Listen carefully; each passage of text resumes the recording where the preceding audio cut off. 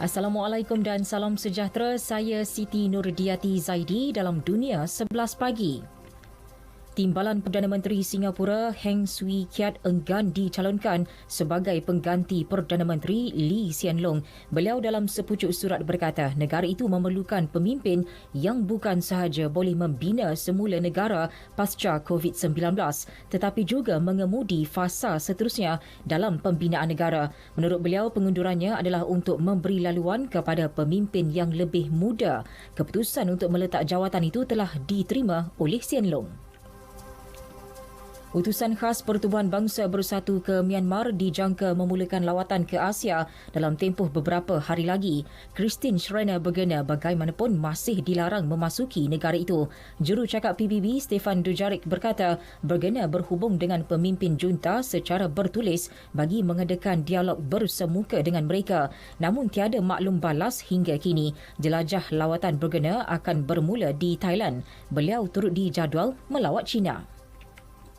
India mengalami kekurangan bekalan vaksin COVID-19 ketika berdepan peningkatan mendadak kes jangkitan. Pusat-pusat vaksinasi di beberapa negeri terpaksa menolak orang ramai yang mahu mendapatkan suntikan vaksin. Akhbar Times of India melaporkan 10 buah negeri yang didiami lebih 700 juta penduduk kini hanya mempunyai stok bekalan vaksin untuk tempoh 3 hingga 4 hari.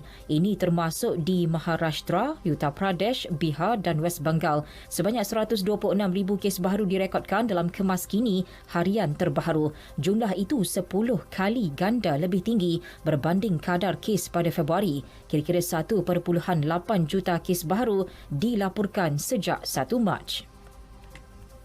Pelaksanaan segera pemberian suntikan vaksin COVID-19 di England berjaya mencegah lebih 10,000 kematian dalam kalangan individu berusia 60 tahun ke atas menjelang penghujung Mac lalu. Demikian dapatan analisis Jabatan Kesihatan Awam England. England berdepan kemuncak kes jangkitan dan kematian pada Januari.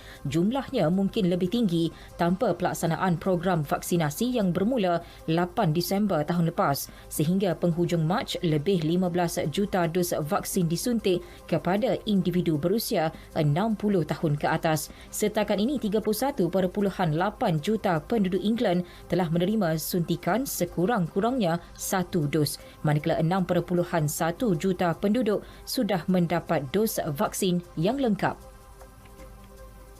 Israel tidak akan bekerjasama dengan Mahkamah Jenayah Antarabangsa ICC bagi membantu siasatan jenayah perang di wilayah Palestin yang didudukinya. Alasannya, ia bukan anggota ICC. Pada 9 Mac lepas, ICC telah menghantar surat rasmi yang menjelaskan ruang lingkup penyiasatan kepada Palestin dan Israel. Kedua-dua pihak diberi tempoh sebulan untuk memberi maklum balas. Palestin dalam jawapannya tidak menolak siasatan dibuka, manakala Tel Aviv mahu siasatan digugurkan.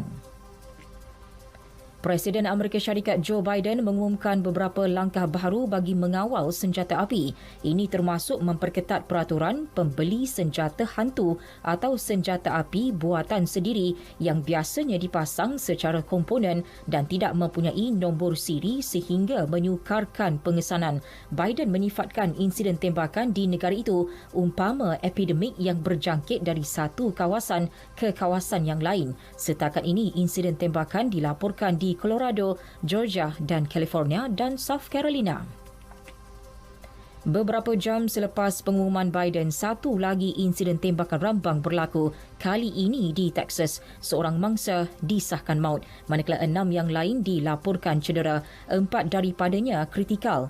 Insiden tembakan itu berlaku dalam sebuah premis pembuatan kabinet di Bandar Bryan. Jurucakap Polis Bryan, Jason James, mengesahkan suspek telah ditahan.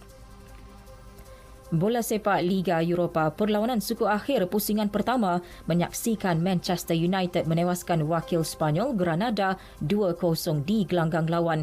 Gol pembukaan diperoleh hasil jaringan Marcus Rashford sebelum Bruno Fernandes melengkapkan kemenangan Red Devils menerusi sepakan penalti pada minit akhir perlawanan. Dalam aksi lain, Arsenal yang bermain di laman sendiri terikat 1-1 menentang wakil Republik Czech Slavia Praha. Ajax kalah tipis 1-2 kepada AS Roma Benfica, manakala Villarreal mengalahkan wakil Croatia Dinamo Zagreb 1-0. Pusingan kedua dijadual berlangsung 16 April depan. Sekian berita yang disunting oleh Amy Noraliza Adenan dari Pusat Berita RTM. Assalamualaikum dan salam sejahtera.